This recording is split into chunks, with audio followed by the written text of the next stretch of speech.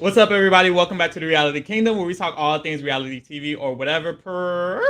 I'm your host, Pharaoh. And as you see, this is a very, very special episode because we are here with Kyland Young from Big Brother 23. Kyland, how you feeling? I'm feeling great, guys. I'm glad to be here. I love you guys' passion for the show, and just for all the things that you guys seem to be passionate about in life. I don't know. That's really exciting and positive to me. So, yeah, I'm just excited to be here. Yes, sir. Thank you. So, today we're going to just go through the Big Brother 23 game with Kylan. We're going to go through his game a little bit, and then get into some details about certain things. So let's just go ahead and get into it. Let's not take too much time. So we start off the game. We enter the game, and first of all, here at the Reality Kingdom, we support Black people. Period. Period. So when you entered the game and you saw the other members of the cookout, all the Black people, how did you feel about that? Because that is something I did want to ask. Oh man, I mean that was huge and unexpected because I was actually unfamiliar with the new CBS policy on recruiting like 50% diverse cast. So like I was going in there not expecting to see that, knowing the traditional uphill battle that been taking place for more than the 2 decades previously for anybody that looks like any of us. So I was definitely like, all right, cool. Like, this is how it's going to be. And then I get in there and then I just start seeing more and more people. And I was like, whoa, like, okay, this is not what I expected at all. And I mean, it was exciting and like almost overwhelming, but also you have that instant connection where like I've posted on social media the very last sentence of my journal, like because we get to journal and sequester the 2 weeks that were on holding before. I'd written down that I'm gonna go make history, and I'm very much about like writing down your everything. And so when I walked through the door, I was like, okay, well, what was my goal? My goal was to go make history. Like, and history was, having a Black winner, which had never been done before.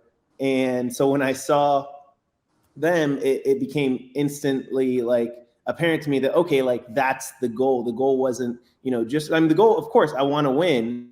But what was bigger than that, bigger than all of us was just that representation.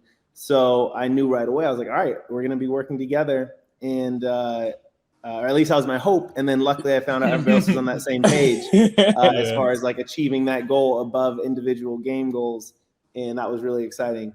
Yeah. And I also wanted to piggyback on that. So did you think that it would be harder because it was so many of y'all? Or did you think, oh, like this is definitely going to be an easy road to the end? Like what was your first initial opinions on that? Oh, man. No. And like, what I will say is nothing about that game is easy. You really, we had so many conversations about it that first week or two where we were just like the way that we thought it was going to be, like the way we thought we were going to be, like just, rolling through like nothing. And the way all of a sudden it's like, oh, this is actually challenging. Yeah. Especially if you, and a lot of that too has to do with like your priorities as far as like, how, in your role too, all of us in the house and then all of us within the Cookout Alliance had different roles, and those came with their own responsibilities as far as like moving the 6 of us forward to the end. And so I just really quickly, it was just like, all right, like, I had a conversation literally in week 2 during my first HOH when I was talking to Chada, and I was like, hey, just so you know, and it was funny because she actually told me later on, she thought I was joking. She didn't know I was that serious. I was like, hey, just so you know, like, this is important to me. So like, I'm going to do things in this game that might put a target on my back to push us forward. And if anything ever comes up where there's in these early weeks where there's a choice between like, hey, Colin, made moves and put a target on his back, so like we have to let him go for the good of the group. I was like, then that's what I want you to do. And that's just like so like it's hard to have that on your mind, and also to have on your mind like moving forward, a group of people and knowing that is your only path. Like there was no, I didn't leave myself open to other options. So especially being mixed, I'm like, yo, I know I could never do anything to risk disassociation with this happening. So I was like, it would have been bad. I was like, I'm gonna die first before I get out here, before I do anything against the cookout. So yeah, it was, that is a lot of weight, you know, in your head in a very difficult and complex game. And so I knew that would be challenging, but you know, it does help to have numbers. But like all alliances, you always have, you know, all alliances have numbers. Grateful had numbers, you know, exactly. Level 6 have numbers, but it doesn't always, it doesn't make the difference. You look at 6, 7, 8 people alliances all the time that lose. So to think that it was going to be easy, I would never say that, because it was no different than any other alliance, except our belief in it, our commitment to it ended up just being higher. Exactly. Okay, so that first week, oh God, that first week was Frenchie's HOA. The French Revolution. So you got invited into an alliance with Frenchie, the Slaughterhouse, and a bunch of other people, but other people already knew about the alliance. It was a lot going on. And then you got nominated. So that was off the bat already a lot. You came in the house, you saw all the black people, you was like, dang, mind you, Frenchie said he wasn't going to be nominating. So I know if it was me and I got nominated, I would have wanted to literally like go off on him. So how did you not do that, basically? You know, well, in the house, first off, you know, you're still getting to know everybody, so you don't want to go off on anybody in general. You know, that could really paint you in a bad light. So first off, that's a weird element of the environment. I know, you know, I was doing the Challenge USA and talking to a lot of Survivor, and I remember one thing they told me. They're like, you know, I don't think I could do Big Brother because in your guys' game, it actually does matter that everybody likes you, whereas in Survivor, it doesn't. Necessarily. Like, I'm sure it always helps in all games, you know, it helps to be liked, but it's not, he's like, you know, you have to be nice to everybody. And that was, so that's like one element to it too, as far as like not, you know, going off on anybody.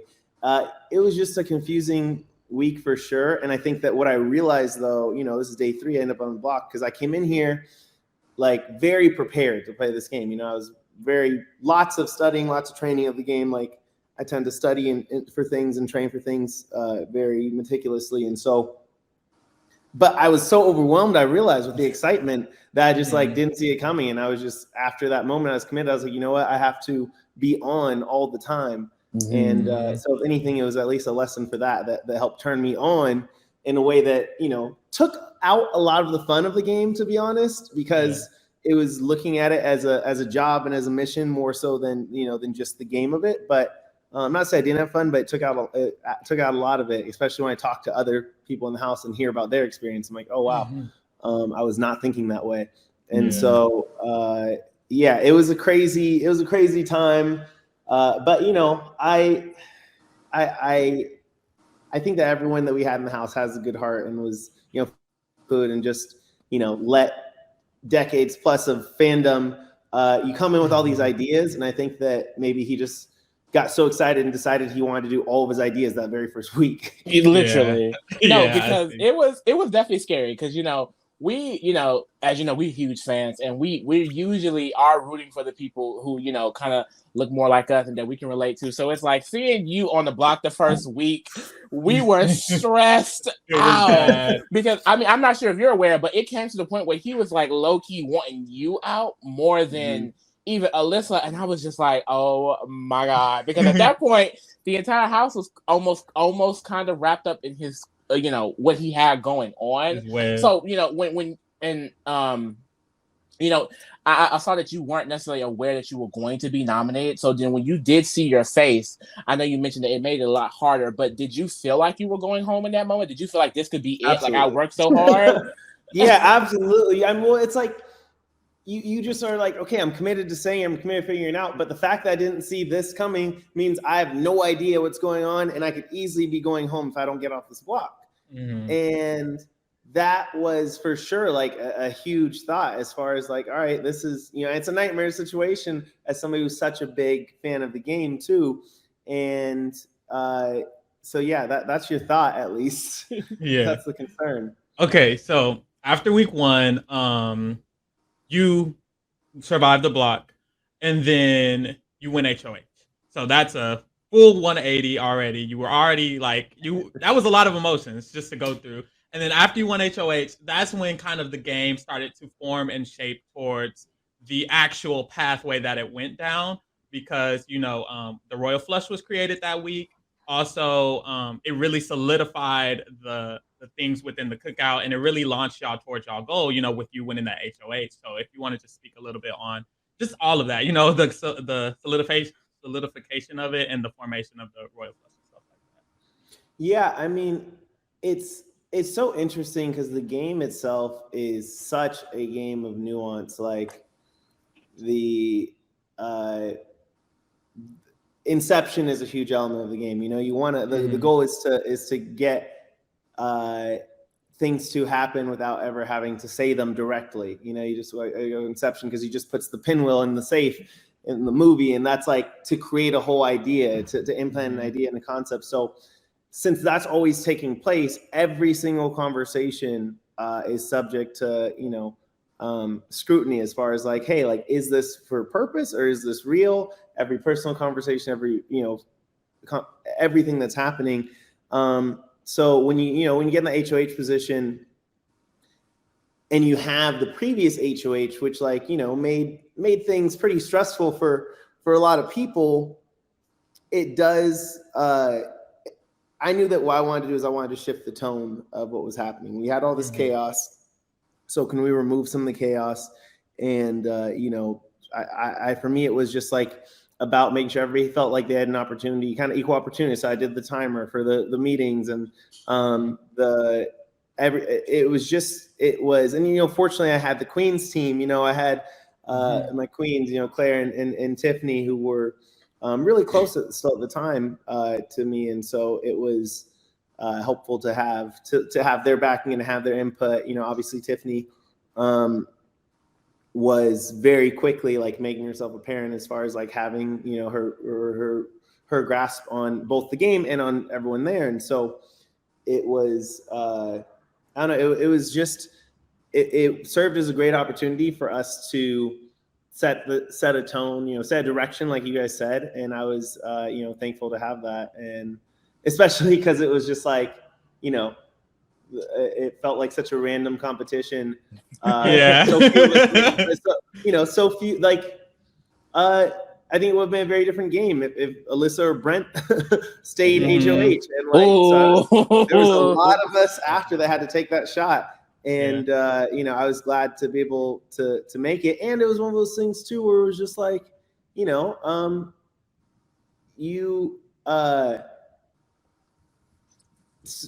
so many things come into play for all of the games, and so you just you try your best and see what advantages you can build to win, to put yourself in the best position to win each competition. Exactly. And then I kind of want to speak on like some of the decisions you were going with that week, because I remember in the beginning you were mentioning, I could see that there was kind of like this internal conflict. You were like, do I want to kind of stick with this slaughterhouse structure, or do we kind of move forward with creating this new Royal Flush structure? I guess what made you finally decide, okay, I'm going to drop that and then we can do the Royal Flush and kind of let's stick with this going forward? Like, what made you kind of come to that final conclusion of, okay, I'm going to drop Frenchie and his little structure that he kind of tried to build that first week? For me, it was just about operating with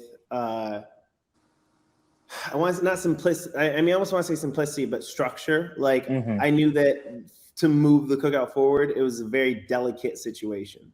Exactly. And so for me, it just became a matter of like, all right, if we're playing a very delicate game, we can't have our least delicate factors in the house. We need to remove them. We need to have as smooth of a game as possible. And how do we do that? And so that was the biggest question. And that became very apparent that it was easiest when I'm like, okay, we have these powerhouses between having the kings and the queens, and then our ace up our sleeve. So that gave us a lot of power structure to make a smoother game. Yeah. And at this time, because I know the solidification of the cookout doesn't all the way just come yet. And I know you specifically, you have your hand in a lot of plots. You know, you got the Slaughterhouse connection. You kind of have the things with the Queens. You have a relationship with DX. You also have a relationship with Sarah Beth. In this moment, I know that, you know, of course, like you're not going to nominate another person to cookout or evict them. But in this moment, are you seeing, okay, I'm setting up my pass for that 6, or are you still in this moment setting up your pass for just you trying to win? Yeah, I would say for me personally, it really was, and even, you know, the diary room sessions, the thing, it really was pretty solidified. I will say that the only shift I would have had by that point was I was definitely hopeful that we could have DX as our number 7 at that point, just because of the relationship we felt and the bond, and then with him using the veto that first week, and then us working together with that second veto /HOH combo, like. Yeah, I ate that. That was I feel like the only shift that I had. But for me and what I'm about, like historically, like, you know, if you follow, you know, the work that I do with nonprofit, with, you know, organizations in the community, like I've been very much about representation like throughout my life, and so that especially my adult life, I should say, more than anything. And so as early as I had power, it was my priority was for sure, because that was the same week when I had that conversation that I mentioned with Chada about like, hey, this is my priority, is moving this group forward to achieve this goal. And so, and you know, not everybody thinks that way, and I don't think that that's any fault, because this is a game and everybody came and played their own game, and I think that's what they're supposed to do. So just for me, that's just the position I found myself in. Exactly. Perfect. After this, what's this? Week 3. Xavier wins HOH. And Xavier is an important piece to your game, Kyland. So at that point, kind of, because when it comes to your game between the Xavier week and the Christian week, it kind of, I don't necessarily understand exactly what was happening during that period of your game, other than you just kind of taking a back seat. So specifically with Xavier, how did you feel about him at this point in the game? That's something that I'm curious about. And then also, what was your plan for these next couple of weeks approaching the jury stage? Well, I think one thing in the game, I was the most probably wary of any of the cookout, like associating with each other. And then as soon as I saw him win that competition, I was like, all right, this dude seems sharp. He's probably going to be good at competitions also. So let me keep my biggest distance from him.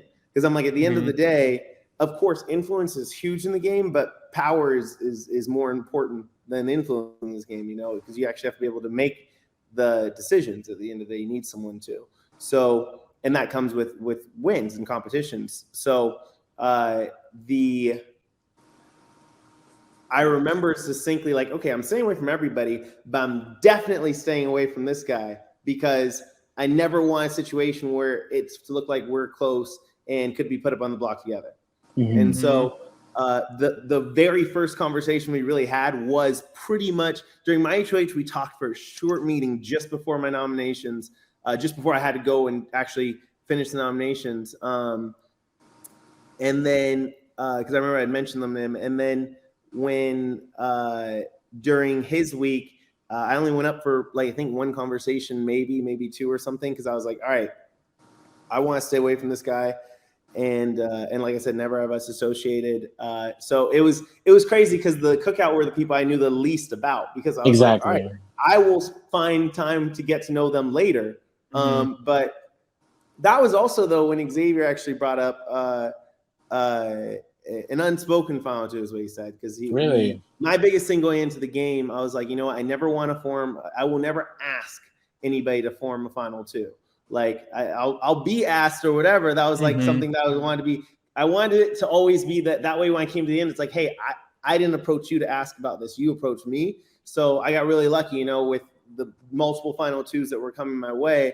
And then, so to have Xavier, I think, was also cautious with that. So, but during the HOH, I was in the HOH room, and he's like, you know, I think if anybody were to have an unspoken final two, it'd probably be you and me.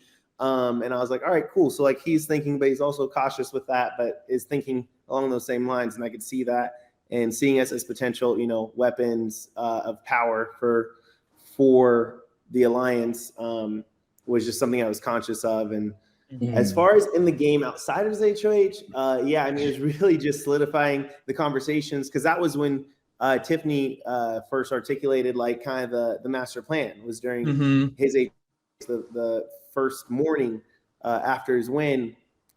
She came to me and went over on the chessboard, and then we're like, hey, let's go over with Xavier. And it was, I don't know, that's when, you know, I started to feel good about, well, I guess in hindsight, that was the cool thing. I got to feel good about my game, because when she set up the board, I was like, all right, cool. Like, you know, we may need to move these people, but like, other than that, it's good.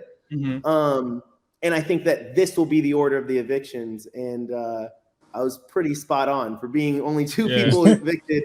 You know, there's a conversation earlier where I was like, all right, we're gonna have to do Brittany first because of these 2, and then we're gonna have to do what's it called? I was like, and then we have to do DX and SB, but honestly, DX is just, as soon as we get a shot, we gotta take it, unfortunately, because he was evidently good by that point. And then so it was just like going through the order of the obviously we had Brenton, Whitney, and Christian already set in that order. So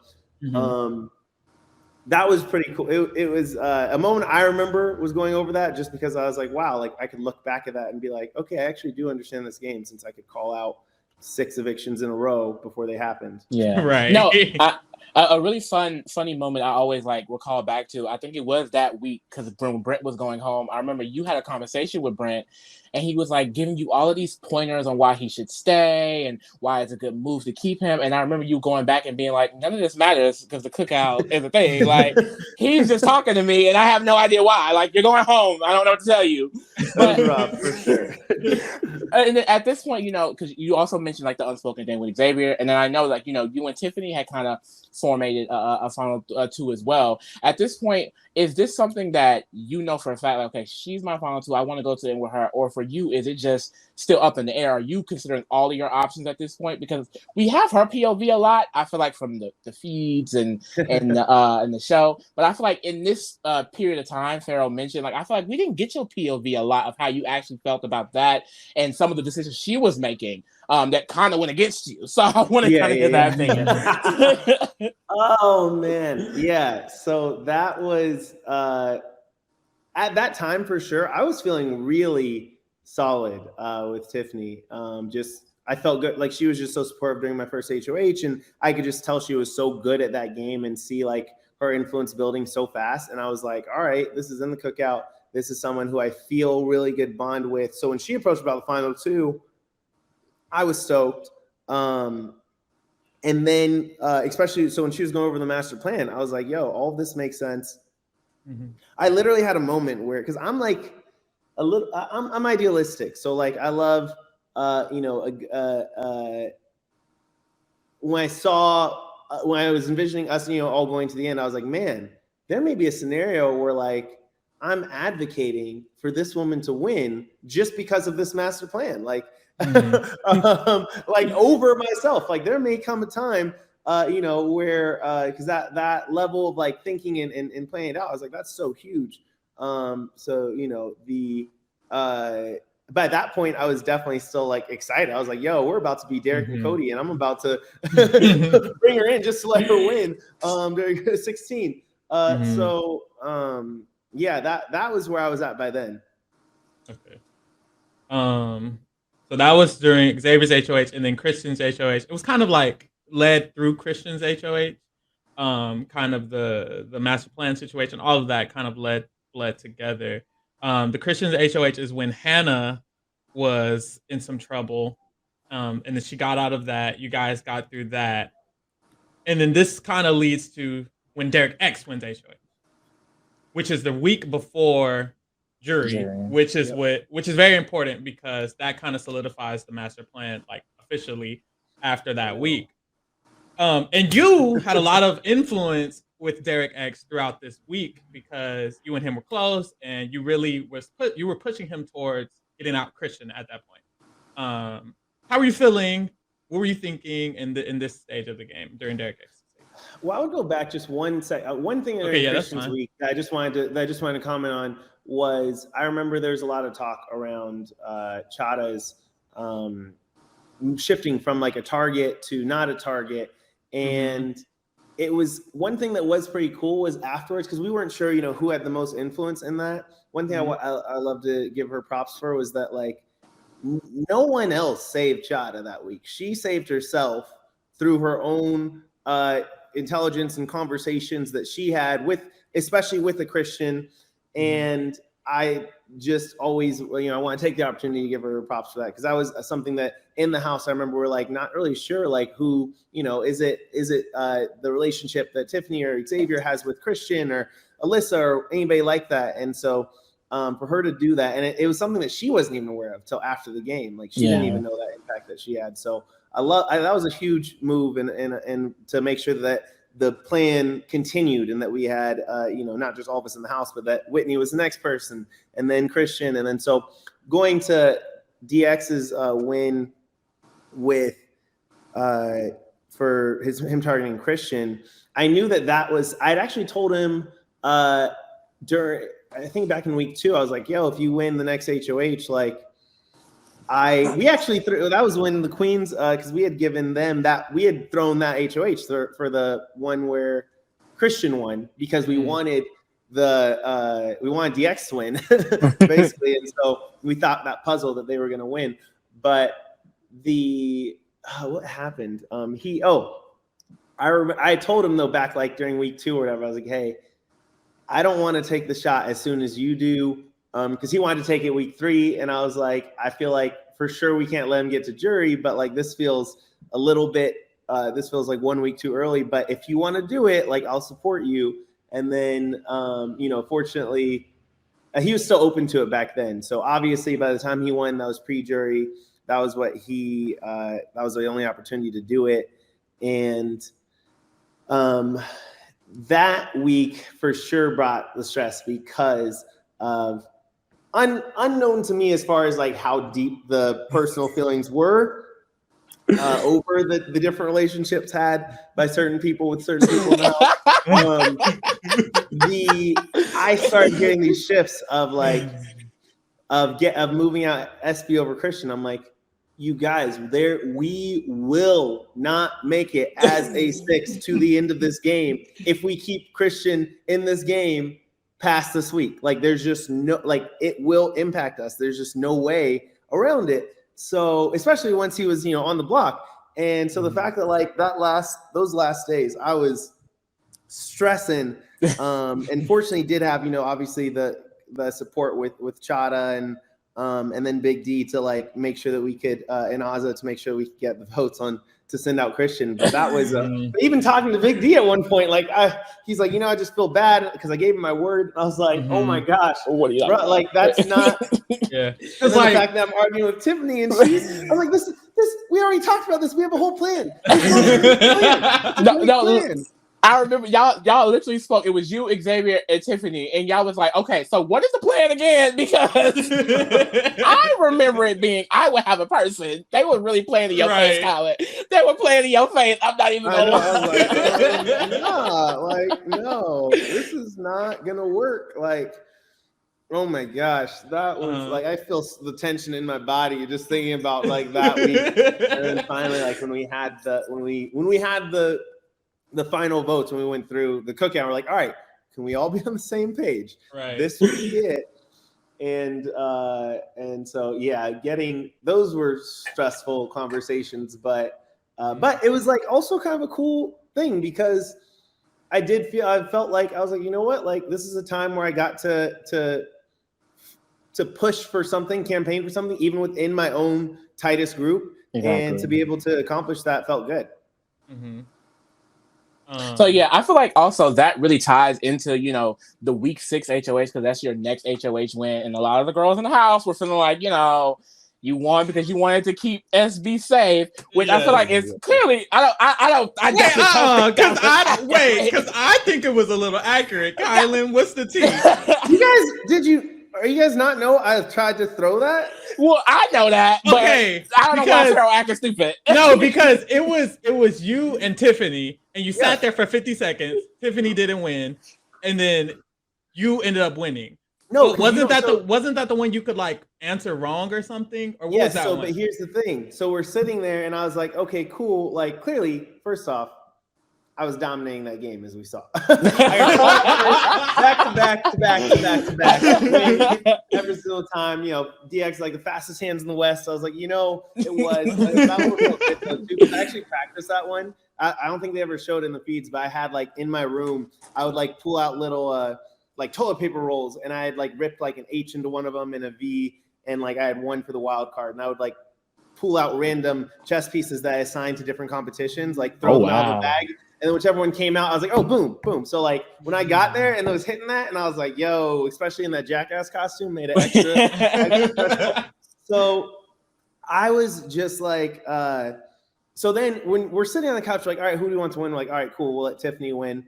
And that was actually a big tip with Ozma, because like she wanted me to throw to her, and I was like, we have this whole wild card competition. You and I aren't close. Like I don't know I didn't know her well enough by that point. So I just was like, you know what? Who do I know? I know Tiffany. I would just feel more comfortable there at that point, just because that was where the tighter relationship was. So when I got to the very last round and it was the Tiffany, I was like, hey, if you want it, then like, you got it. And I was so in my head, like, just for me, I was crushing, and I knew Tiffany was smart. So I was like, obviously, like, I just wasn't even listening to the song. So I didn't even know what the wrong or right answer was. So I couldn't hit the wrong answer to throw it, because I was like, oh, she's just going to hit it, and that will be the easiest way to do it. And then so we're sitting there for a minute, and I'm like, oh, well, I don't even know which one to hit, because I wasn't paying attention. As we found out, the same week with OTEP, like, I'm just bad at throwing competitions. That was like in week 3. They were laughing at me because when we threw the HOH, we had to assemble the surfboard with the puzzle pieces. And they're like, yeah, like at one point you put on a piece and then took off that same piece. And I was like, I don't know. I was like, I was confused. I don't know. Like, yeah. And so, okay, at this point in the game, there's the detectives is a thing. The detectives is a thing with you, DX, Claire, Tiffany. And this round kind of, it matters this round because you decide that you want to nominate Big D and Claire. And that was an interesting, I feel, decision because, it was getting tight in numbers. You couldn't really do much. But that week, kind of a lot of people started being like, what the heck? Because Derek X and Claire had a conversation. They were like, what's he doing? And everyone was like, what's happening? Because they didn't know what was going on, but still like, why Claire? What was that? Yeah, so that week was another one of just where power mattered in terms of making decisions, because a lot of people wanted to put SB on the block that week. A lot of people wanted to put, if they would have won, they wanted to put like me and SB. And then once it was me, they wanted me to put Xavier and Alyssa together. And I'm just like, we can't, like, that's not going to be our optimal route to get to the end. I was like, I knew their target was still Brittany, but by that point, I think I would have just put Brittany up. But then by that point, they had just announced a high roller competition. Yeah, we know nothing about it. We know we don't get to find out about the game. We don't find out how it works. We know nothing. So I knew that I was like, okay, I need a placeholder. I need to stall.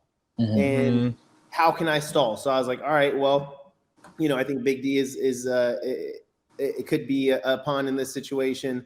And I think I have a relationship with him that I could get him to volunteer if we chat long enough. So that was step one. And then as far as Claire, I was like, I literally went to Tiffany and I was like, hey, like, I'm going to need a placeholder here. Like, do you think that you can, she's like, am I on the block? I was like, not if you don't want to. Like, obviously you're my final two. Like, why would I ever? And she's like, no, okay. She's like, okay, so she's like, here's what you say to Claire. And I was like, okay, cool. So you'll obviously work that damage control. And then she's like, yeah, cool. So that actually, the funny thing is that later on, that comes up later on in the game, because later on in the game, I was like, gosh, like, I thought Tiffany was great at this game. She couldn't work the damage control. Why isn't she good enough to do that? And then later I found out she just didn't do it because she was so good. And she's like, nah, let me just use this as an opportunity to consume more, to build more bonds, tighter with herself and weaker with everyone else. So that was a funny thing. And afterwards to find out, because I was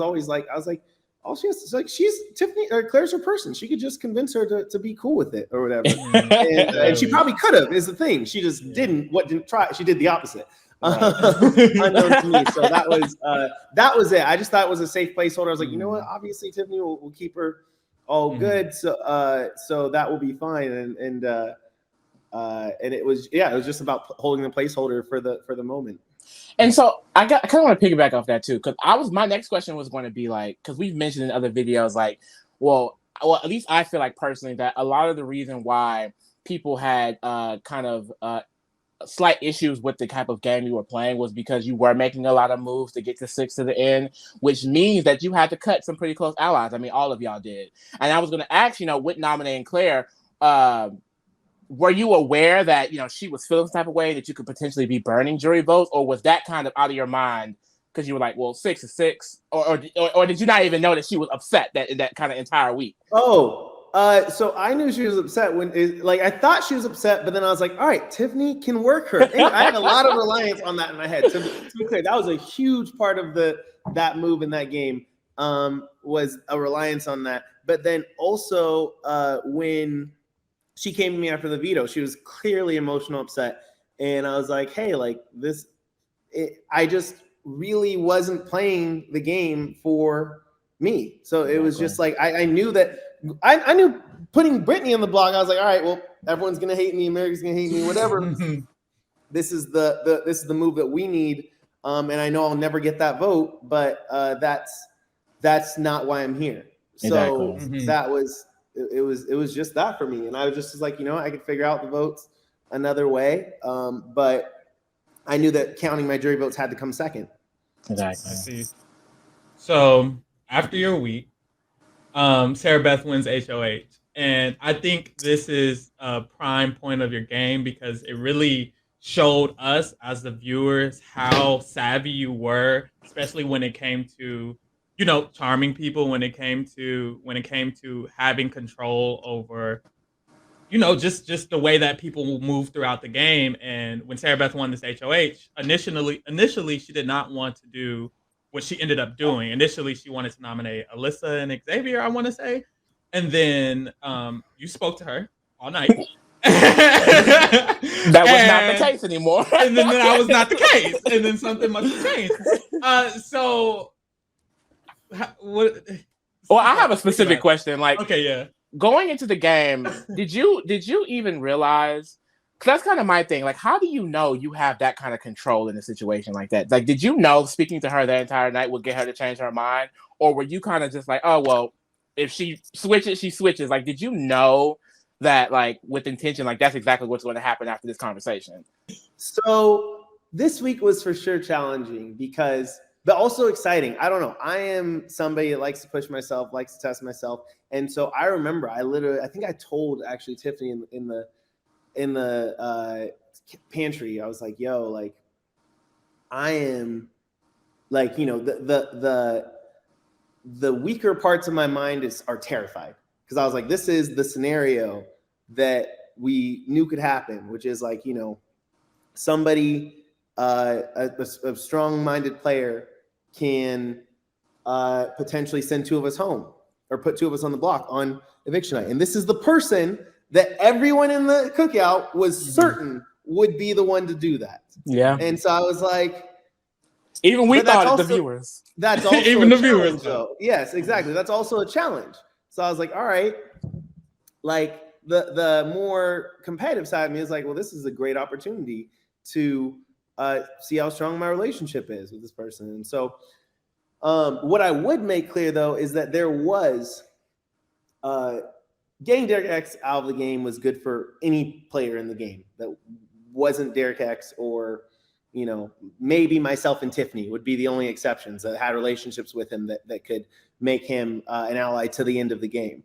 But for everybody else, it was to their advantage, including Sarah Beth, to get him out of the game. She had expressed for a while concerns about him, and she did express for a while how much she wanted to target him earlier.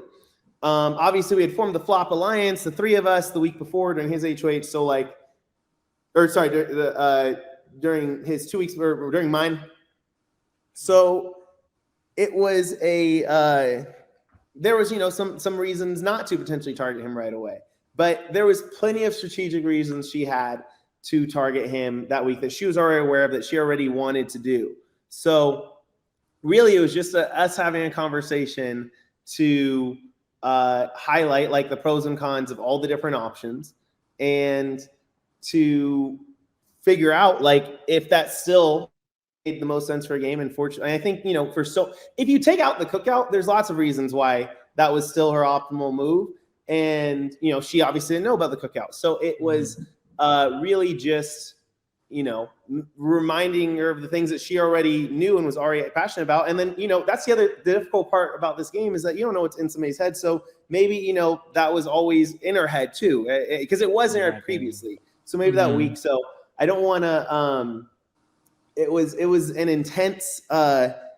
intensely scary moment though for me that whole week. And that's, and talking for, all night long, and it's the balance too, because like you were having personal conversations that have nothing to do with the game, and like we're building that personal relationship that once again was never romantic for anybody for either of us, never at any time, for the record. But that was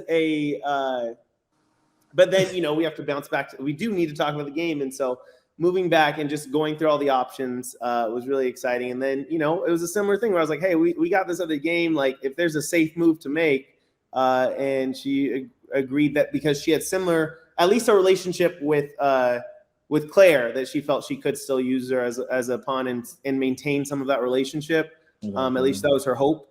And that was so it did, fortunately ended up making sense to follow the same nominees as the week before. And yeah, that was a intense time for sure. No. And it was kind of cool too, because that was the one where everybody in the cookout was like certain that was going to happen. And I was like, I don't think you guys know her as well as I do. Like, I think that like, that's not going to happen. And then she had nobody from the cookout on the block on eviction night. So I think that was pretty noteworthy. Yeah. I think it definitely just shows kind of just like Farrell mentioned, like how good you are just as a player in general, because that was the thought. Like, she won, America was scared, the cookout was scared. Like, I just knew it was over. I was like, well, I gotta let one of them go. I knew I could. But like, I'm just happy that didn't happen. And I feel like that is due to work that you put in. So definitely deserve some props for that. Unfortunately, I had somebody that is, such a she's so smart, and so she is. And so obviously couldn't see the cookout. Nobody could, by design and by lots of intentional effort. But that aside, like with what she had to see, she was a huge threat in the game, and so it was really nice to be able to. That's why, like, the next week, when Tiffany won the next week, she literally asked me at that point. She's like, "Hey, I feel like I've been emotional and have been tunnel vision on Sarah Beth. Is this the right move still?" And I was like, it is. Unfortunately, it is. It's still the right move. This is the time she has to be next. And so that was so that was crazy. Yeah. She's super sharp. So, and that's the thing. Y'all were working against like some power players for no reason. This cast had like actually a bunch of just good players. DX, Sarah Beth, Alyssa. They were all like actual like adversaries. Like, that was hard. Y'all had to get them out. Like, it was not gonna be easy. So that's really we're like, we're all the dumb people. Every season there's so many dumb people. And we're like, where are they? They're nowhere to be found. And later on, the casting director, Jesse, even told us, he's like, oh no, that was on purpose. Like, I wanted this to be the most competitive season ever cast. And we're like, oh, that makes sense. That does make sense. Because everybody was smart. Yeah, definitely. And knew the game. Rather than having 4 of 16 people who were super fans, this season we had like 4 people who weren't super fans. Exactly. So it was crazy. And they were pre-juried, no shame. So after that, it gets, it's getting down to the wire. It's only 3 more rounds until the cookout is at the 6th. So Tiffany wins HOH. And is this the one she was supposed to win? Yeah. It was okay for her to win this one. So shut up. She won this one. And then this is when Sarah Beth had to go, unfortunately. And You got nominated. Flip as well. She nominated you. She nominated you with Sarah Beth, but it really don't matter because the girl Sarah Beth was going home. And so after the coin flip happened. Xavier got nominated too. Hannah wins her veto. She takes Xavier off. Final nominees are you and Sarah Beth. And after this week, that's when Tiffany wins her second HOH. And I think this is where it gets spicy because that kind of leads to a lot of the end game and exactly what was going to happen within the cookout and how you guys were being positioned within that. So wait, first of all, where were you before Tiffany won her second HOH within the cookout? How did you feel? Did you want to go to the end with Tiffany? Did you want to go to the end with Hannah, whoever? Like, how did you feel before she won her second HOH? Oh, I was still very. You were still Tiffany. Still in Tiffany, okay. But I was looking at the final three. I was like, all right, so I'd love the final four, honestly, was for weeks. They had approached me about it being Chada, me, Tiffany, and Xavier. And I was like, that's what I want. And I want the final three to be me, Xavier, and Tiffany. And then we can battle it out from there. And then if I win, then I'll probably bring Tiffany by that stage. That's where I was at most of the game. And so that was crazy because I think when we went up to, was I the only one that ended up actually on eviction night sitting next to their duo partner? I think you were. Which is funny because like I was just like everyone's talking about this and I'm the only one that actually did that, but whatever. But that's fine. But what happened? I got all the flack because I was like asking. I was like, "Oh, child, like if we use the veto."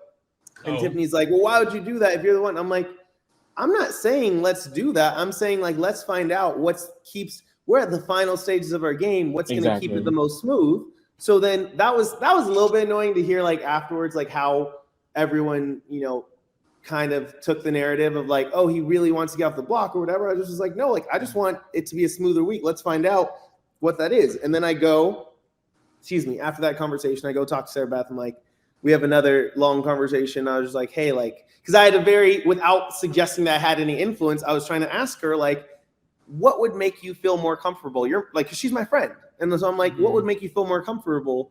Like, what would be less stress for you this week? If both of us are on the block together, if it's all three of us on the block, if I come off and somebody else goes up and it's three, like what would be the least stressful? And she's like, honestly, like, least stressful would probably just be if Xavier comes down and it's just me and you up there. She's like, she doesn't want that from a friend level, but she's like, that will be less stressful because then you just know, like, okay, one of us two is going home. And I was like, cool. After that conversation, immediately I went to Chada. I was like, hey, for the smoothest week, it does make the most sense to still do Xavier. And so she's like, yeah, cool. Like that's already where she was at. But like, I was just like, yo, like that, I was just pro smooth ride for us to keep getting to the end with less chaos. Cause that was it for me. So, as far as the Tiffany in that second HOH, that was for sure a tense time. But if you saw, there was I had a conversation with Tiffany when I asked her, I was like, hey, like, what happened? Then she's like, I was trying to tell you. I couldn't hear her. She said she was trying to tell me like, hey, she wants it. That while we were up there, her mind had changed and she did want to win. She didn't want me to win anymore. I couldn't hear her. So I was like, all right, that's fine. I just, I think, so I was like, hey, but like, why was it? And she's like, honestly, I wanted the win. She's like, I had an opportunity to make my own history and be back-to-back HOH winner. And I thought that was pretty cool. And I was like, to win 2 HOH competitions back-to-back, that is history. That is really cool. I can totally respect that. I was like, you know what? At the end of the day, no one else in this house got that choice. So nobody gets to say what they would have done. Exactly. And that's literally what I said to Xavier. I said that later on to Xavier, maybe Dawes or Big D, because I knew they were pressed about it. And I was like, hey, like, here's what it is. That was another frustrating thing because there's the one conversation that he kept showing in the recap. I found out obviously after the game that because me and Big D and Xavier had a meeting somewhere maybe a week before this. and we're in the have not room. And during the meeting, the three of us were talking about, hey, yeah, the three of us will go to the end or whatever. And after Big D leaves, that's the clip that they just showed. They're like, hey, the guys make a plan, men of the cookout make a plan for them three at the end. Literally right after Big D left the room, I started talking to X. I'm like, honestly, for me, I want the best players at the end. So like I think that would be the four that we already talked about, or at least the four that had the biggest impact, direct impact in our game. And so that's where I was still pushing. So by that point, and then so once Tiffany wins that HOH, that's where I'm still leaning. Is I'm still like, hey, I want to get the four of us to the end still. That is the goal. And then obviously with the whole veto thing, and now Alyssa's off and she has to put up Claire. That was stressful, but like I always felt I was like, she's going to make the right decision. She's going to do what we need to do. And obviously she did. But it was concerning because that game gets emotional and you don't know. You're like, we had a plan. We had a plan for this exact reason. Exactly. It is concerning to me that when it comes down to a split-second stressful decision, that this is what you do, because that final HOH is a split-second stressful decision. And so if you're showing me that you choose you in those split-second final decisions that you choose, then that is, it's worth noting. But I told her that, and I told her that, like, hey, I'm still, I'm going to support you. And I did support her when I talked to them. And I was like, hey, you know what? I get it. This is difficult. And she apologized, but at the same time, she saw an opportunity and she took it. And as long as she does what needs to be done, which she did, then, it is what it is. After her HOH, it was double eviction, correct? Yep. Yeah. And so Chada. this is the end. Chada, she takes the final blow. She sets it up. Boom. Alyssa goes. I won't shoot you on the block because nobody wants to go. So I'll sit next to Literally. Already been like 3 or 4 times. That was literally short. That was so bad. Okay, so after that happens, boom, y'all are the cookout. Y'all are at the 6. Y'all did it. Yay. Now the game starts. After 10 weeks. And so, and like in that moment, like, Alyssa leaves the door, because I think we all saw it, especially on TV, like y'all all huddled together, like finally getting there. Was it just like this big, sigh of relief, I can imagine, for y'all? Like, did you feel like, at this point, I'm done? Like, was this like the moment for you? I mean, I think that I would say yes. I'd say that, as soon as we had that veto during the double HOH and like we knew who was going home, we knew Alyssa was going home. It was euphoric. It was the most one of the most internally, spiritually euphoric like experiences I've ever had. So much pride, so much pride in ourselves and in what we were able to do. So so much appreciation, gratitude to be there and to be a part of this, and to have the group that we had in there to make sure that this happened. Everybody played a role. Everyone had to do their part, like, for us to get there. And so that was so key. And it was beautiful. It was one of the most, literally one of the most beautiful moments I had ever experienced. So I was for sure relief. And it wasn't like, we were playing a game the whole time. This is when a new game began. Yeah. And that's the other thing. It was a different game for everybody by that point. Everyone had their own game that they wanted to play by that point. And so, mine was very specific and idealistic still, because that's who I am. But it was, but that moment for the 6, like, it will live forever as a cherished memory, for the rest of my life, to set out and accomplish something. Because it's just like, you get that feeling in so many spaces where you got to be twice as good. And as you guys are familiar, so to get there to the end, to not just, to go past all the twists, to go past these incredible players, and not just, get most of us to the end and guarantee a black winner, but get all of it. We played a flawless alliance. Flawless. And so that was beautiful, and it's I'm just grateful to be a part of it. Yes, sir. There was a lot of talk at this point about how the first person to win HOH once y'all get to the 6 is going to set a big precedent for how that for what plays out for the rest of that. So it was very important for you to win the HOH, and you did. And this is where we don't necessarily fully understand still, you know, the decision you made. So yeah, no, I mean, I think the reason why I think it's hard for a lot of people to understand, I remember I had a conversation with Taryn, like not even on the podcast, just one-on-one, and he was like, so what you kind of asked a similar question. I was like, oh, it was literally just what I said. I was like, how do we get the best players to the end so that we have the best 2 players, like the most impactful players in the game in the final 2 chairs for our game. And that's why I wanted it still, even as I won the HOH, I still wanted it to be the 3 of us, me, Tiffany, and Xavier. And then what happened was I ended up my closest bond was still with Tiffany. And so I asked her, I was like, hey, I'm asking the cookout, I'm asking her, I'm like, who is the I asked like who's the strongest, you know, opponent to sit next to basically at the end. And is it you or is it Xavier? Who's harder for me to beat?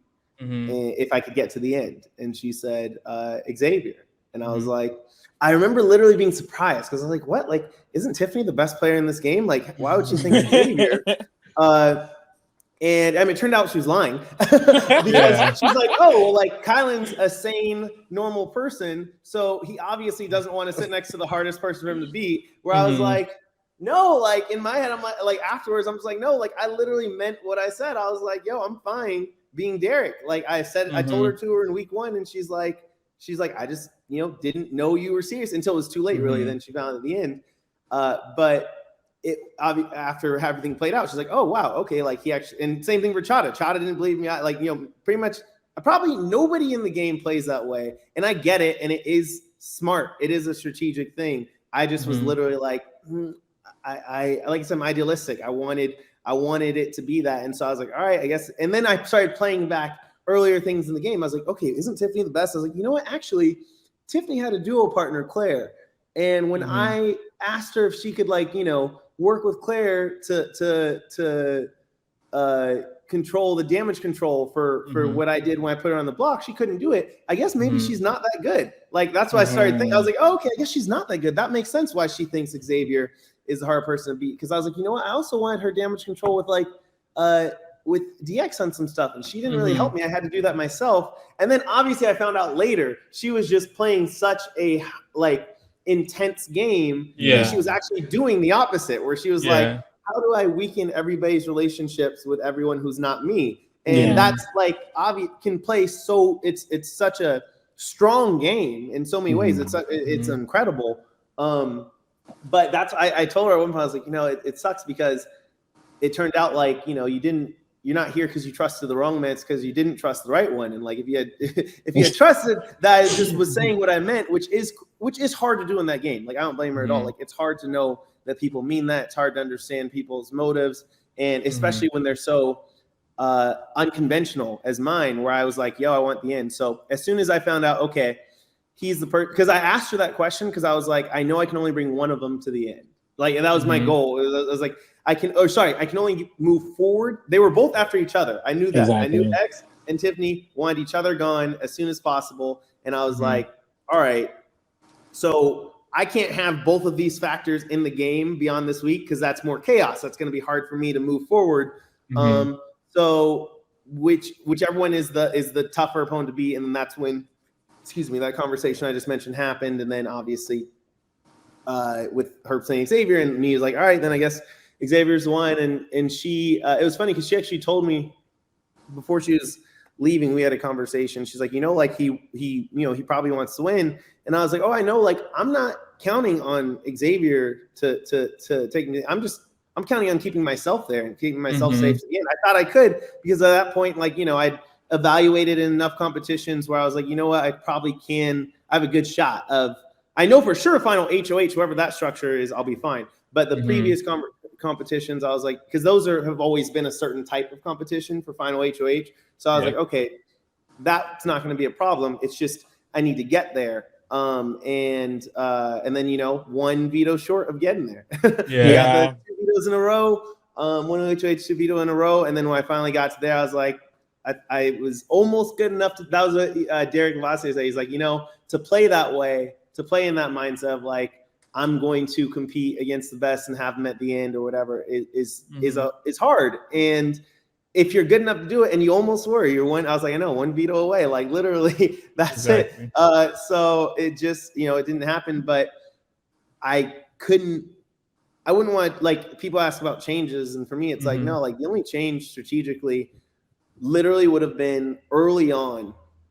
Going back to like week 3, I needed to have more conversations with Tiffany socially. Like I had shut down a lot of my social game because the amount of mental energy it took to like focus on the strategic side to help move 6 people forward was pretty intense, because it wasn't even just my HOHs that I had. It was also like we had 2 of my closest allies win HOHs, and then it was like helping work through those twist rooms and everything else. So it was just like so many things.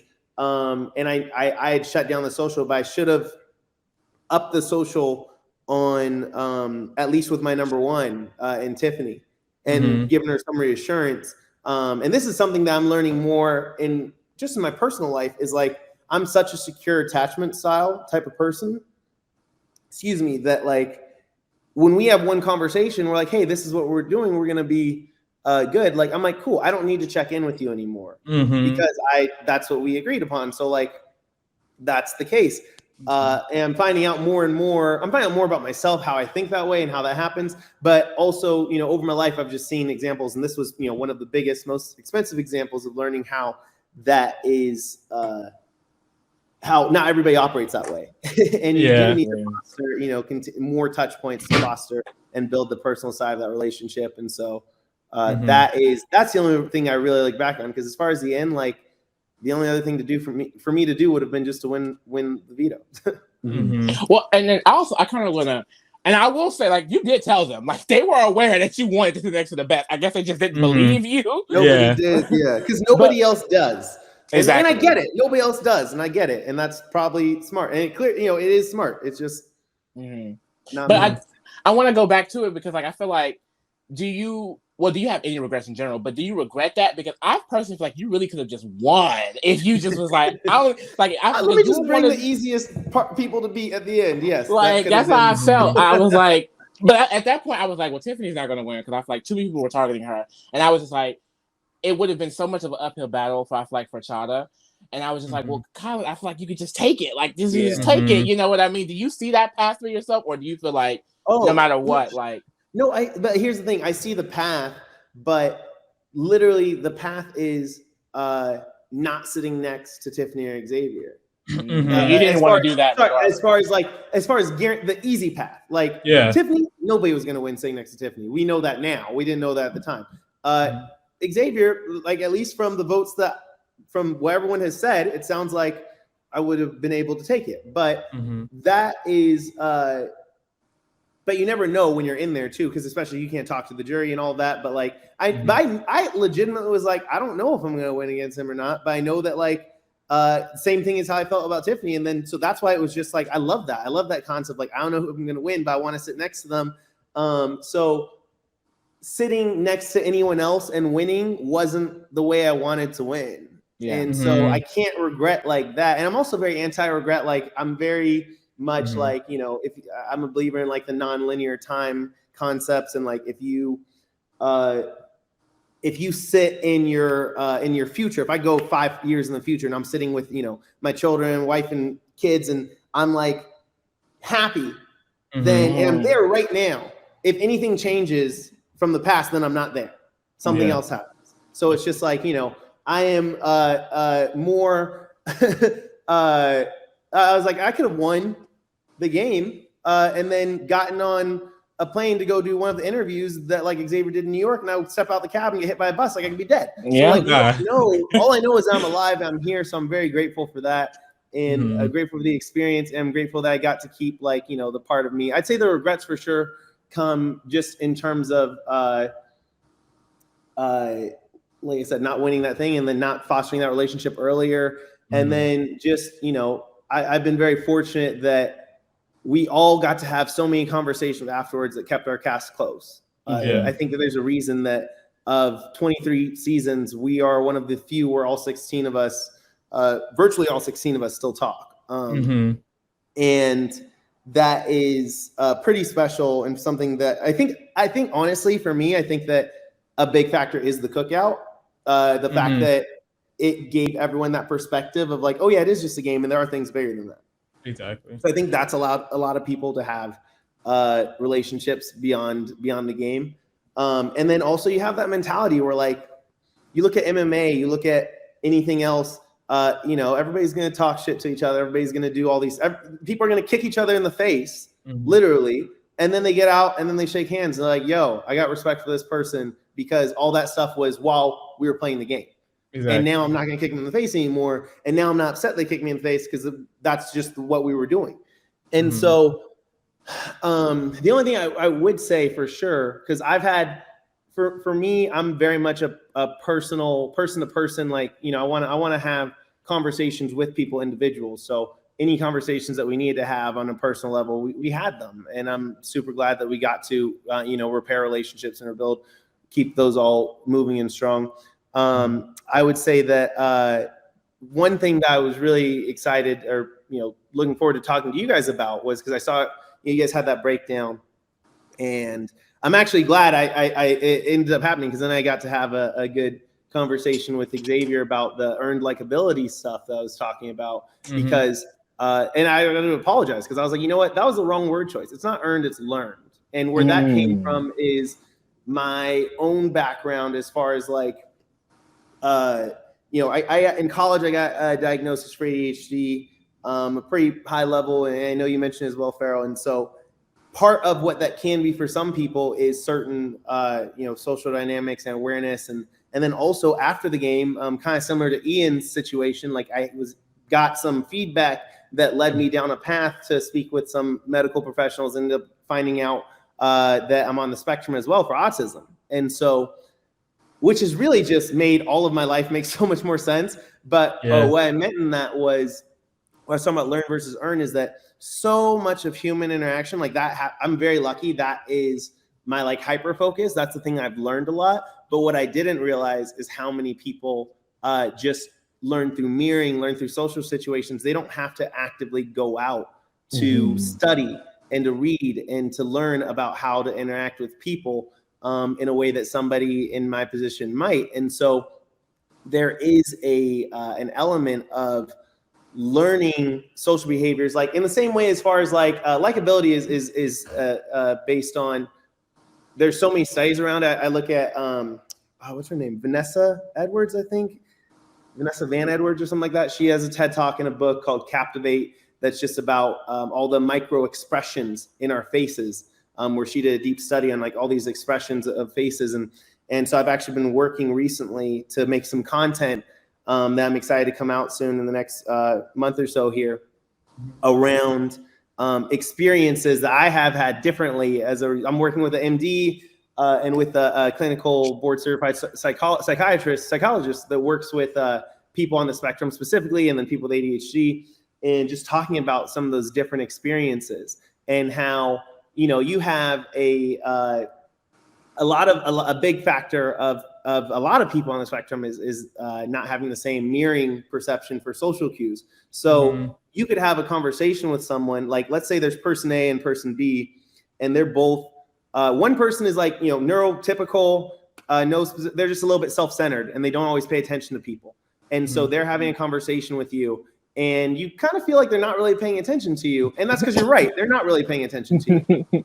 So they're not going to, since they're not paying attention, because they're self-centered person, they're going to miss a lot of the social cues. Then you have someone else that's on the spectrum, and they might also miss those social cues, despite the fact that they are using every single bit of their being to focus on you, to pay attention to you.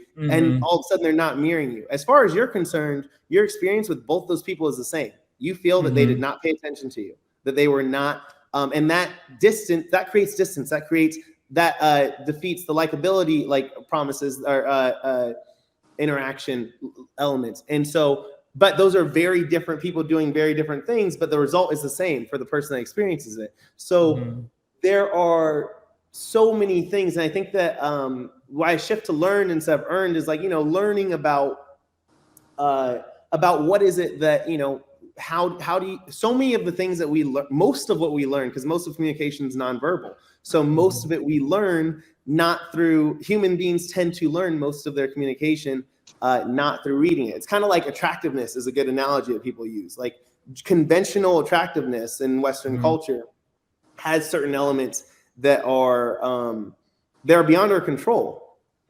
And so it's not like to say that and some people are just for genealogy reason and then just the era of time that they're born where their genes, their body matches whatever is conventionally attractive. And then all of a sudden they get all that pretty privilege and they're interacting through the world in a certain way. And they, without certain challenges and with certain, we know that taller people make more money. Taller people are seen as more authoritative. Like something like your height, something like your features, something like your tone of your voice, all these things that are beyond our control can have huge impact in how we're liked, how we're perceived, all these things. And so since I was somebody without those things, like I have been I've been fortunate, I was able to be class president and be able to, I have a lot of great friend circles and groups, but like I am consciously and intentionally, not in a disingenuous way by any means, but I'm just so intentional and conscious about forming those relationships, forming those bonds, like so many other people that are neurodivergent, whether it is certain high levels of ADHD or on the spectrum or other things that they may be fighting or battling. And so knowing that, I'm just like, it's something I was already aware of before I even knew about the spectrum stuff, just because I knew there was some social cue stuff around ADHD as well. But that's something that I was talking about, was just creating that distinction between like, not that it's earned. Earn is the wrong word, because, earn could be talking about, you can earn respect or trust or whatever through your character, who you are as a person. Whereas the learning to remember people's names, like it's not about let me learn how to remember this person's name so that way they like me, and so that way I can convince them to like me. It's just like, no, I like making people feel good. I love when people remember my name. I want to be able to give people that same feeling. So let me be intentional about that.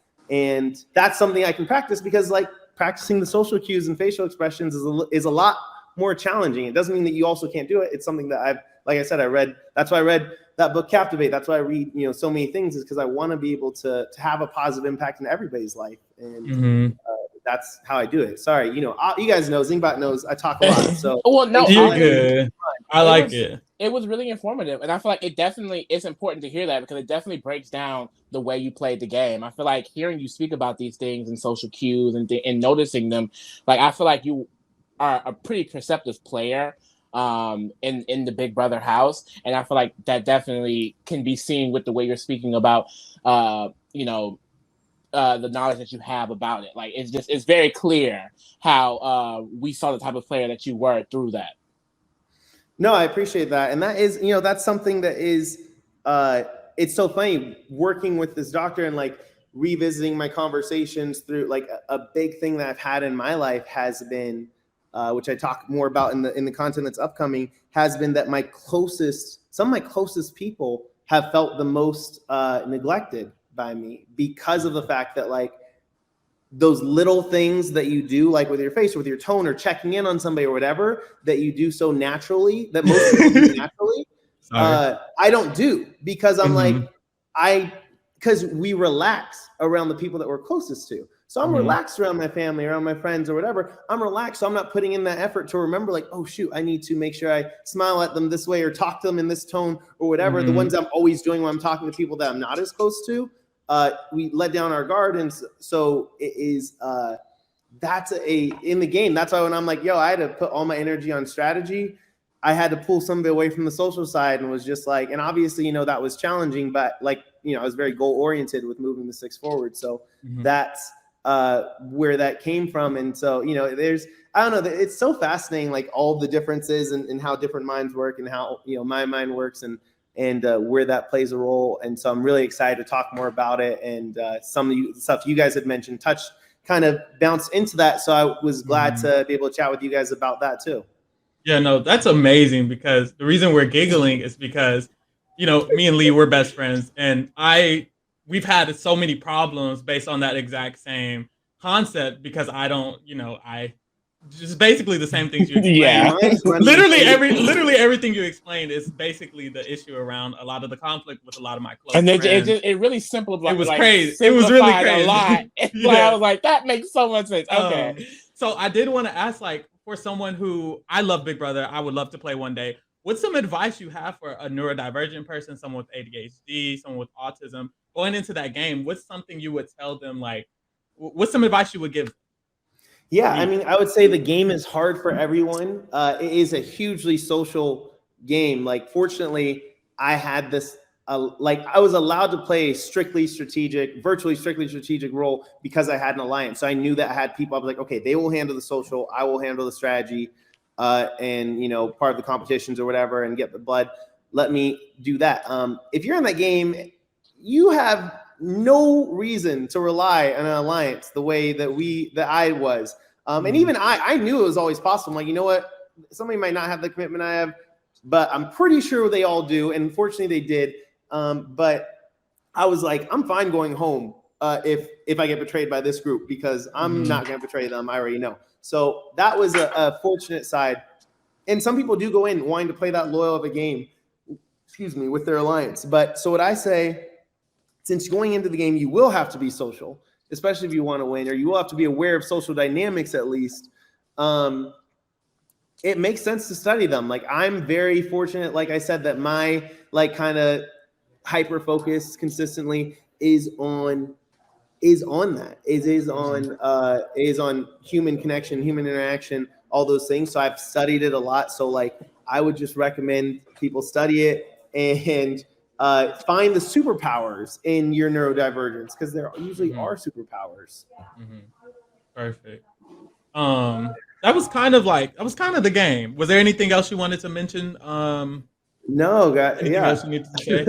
I appreciate you guys so much for coming together for doing the show you guys are doing, having the conversations you're having, and just being very intentional about that, and for having this conversation with me too for this. I really appreciate it, and I want to keep supporting you guys, and then love you guys for supporting us.